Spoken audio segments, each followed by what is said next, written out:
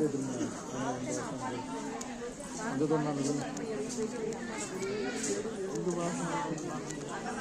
நண்பர்களே, இன்னைக்கு வந்து தை அமாவாசை. பெரிய காலை 1:35 வீடியோ ஷூட் பண்ணியிருக்கான்.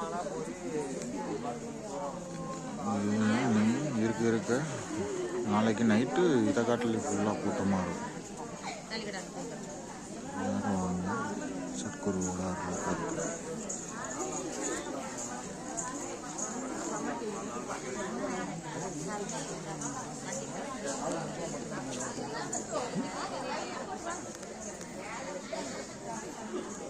அப்படியே காலையில் எழுந்திரிச்சு போவோம்.